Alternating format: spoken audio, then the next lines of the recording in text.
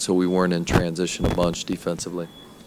Hey, Coach. Nathan Cannell from the Bay Area News Group. I know you have a coaching connection on the Valkyries with Cassib Powell and coaching him, and he's obviously an assistant now. What was it like coaching him in South Dakota, and how has your relationship with him grown since he's become a coach? Yeah, I mean, Cassib is one of those guys that had an impact on my life early in my coaching career.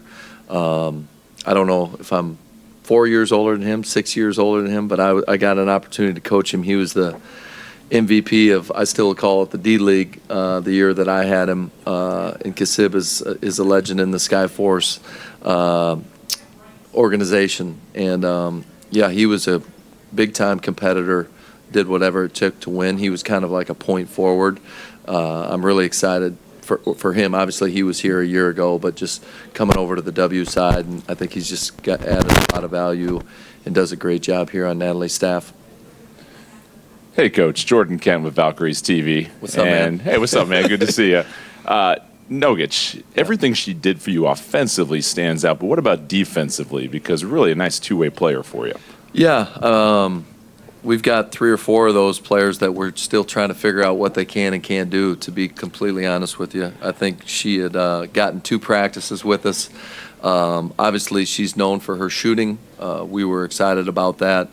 But rewatching the game last night, I was impressed with her off-ball defense. She's got a really good sense of team defense, understands when to help.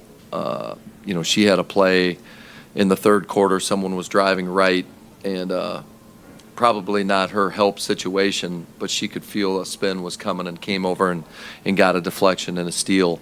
So, the speed of the game, just the rhythm of our schedule is going to be a little bit different than some of our international players are used to right off the jump. But I was extremely pleased with her off-ball defense. Hey, Coach, and shots with the Mercury announced team. Back-to-back right out of the chutes. So you're tested right out of the chutes. What becomes critical against a really good Golden State team today? Yeah, I mean, coming into this atmosphere, what they did last year for a first-year team was very impressive. The Bay Area should be extremely proud of kind of what they've built here in a short amount of time. Natalie does a great job. They compete defensively, and offensively they're hard to guard. They really space you out and share it. And so they're going to give us different problems than we saw last night. That was kind of the talk with the team today. Obviously, we spent most of our time preparing this week for Vegas. I think don't ever think you can look too far ahead.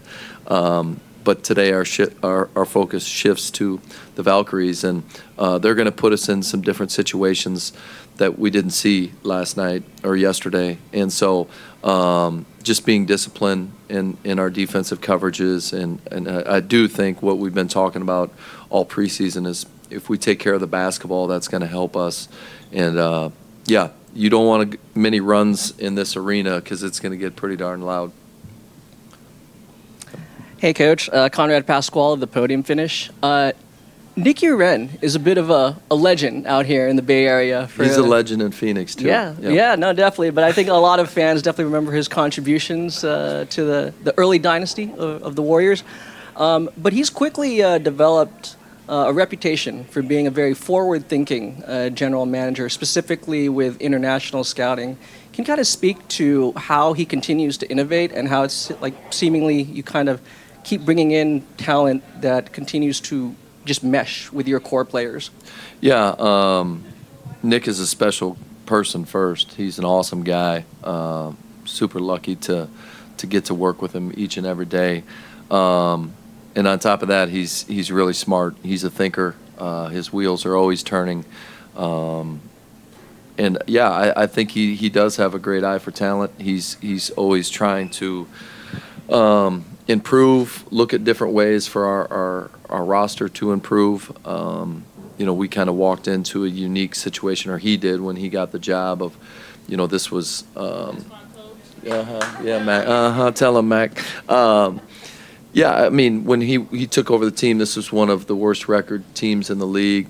We had a high draft pick in the number 3 pick. We ended up trading to go get Kalia, and so we haven't really had any high draft picks. And so our route to get better was obviously finding stars, but like you need stars to win, but you got to have great role players. And Nick and the rest of our front office have done a wonderful job of going overseas, internationally, to find these players. And it's a credit to Nick, the work his group has done, but also our ownership to make that a resource for us. Hey, Coach. Kenzo Fukuda with Clutch Points. I think You're good. teams have noticed that the officiating's kind of been different this year. What have you guys been told about the point of emphasis is going into the season on that front? Yeah, I mean, I think all of us want to see the game have more rhythm and flow, a little bit cleaner. So, we always talk about, freedom of movement, off-ball stuff, and to me, it's like the only way to clean it up is actually call it, and I think the officials are trying to do that. It's going to take our officials and our players a little bit of time to kind of find the happy medium, in my opinion. I thought the other day or yesterday in Vegas there wasn't a ton of fouls called. I just got done watching the Liberty Mystics games, and there was probably way too many fouls called. So you're going to find a little bit of an unbalance early in the season, but we've got really smart players in this league, and I think they'll adjust to the officiating. Nick, Michelle Smith from the Nine. You talked just about Nick dipping into the international talent pool, and obviously they've done the same thing here at Golden State. From a league perspective, do you see a sort of a surge in folks looking at international talent and bringing more international players into the league at this point? Yeah, I think it's kind of a two-way street a little bit. It's probably us, as the league expands, finding different ways to find talent. But I think maybe the other thing, too, is it's probably a little bit more intriguing for those international players to come over now because the money is better. I mean, I think that's, in my opinion, the hope from our league is that money is big enough that a jump for them to actually want to come over compared to coming over on a rookie salary for $75,000. They're playing the winter months in a country overseas, and it's a year-round commitment. And to do that, come over here for 5.5, 6 months for $75,000. I don't know if that's worth it to them. But hopefully with this bump, we'll see more of that talent coming this way. All right, Femi Adefeso here from New Central TV. Coach, I want to piggyback off your last comment about the officiating and, being consistent. I just want to link it to a comment that Nafisa Collier made about the game being too physical. What do you think about that with regards to how officiating goes and just the physical nature of the WNBA in general? Yeah, I mean, I think we're continuing to evolve. Obviously, last year during the playoffs, there was a lot of talk about physicality in our league. I think the playoffs are always more physical. If you're watching the NBA games right now, everyone just kind of raises their level. And so, we're going to do a better job off the ball, both as teams and players and officials, to kind of try to clean that up. And yeah, I mean, I think we're all want to see a free-flowing game, but also have that competitive spirit. All right, thank you.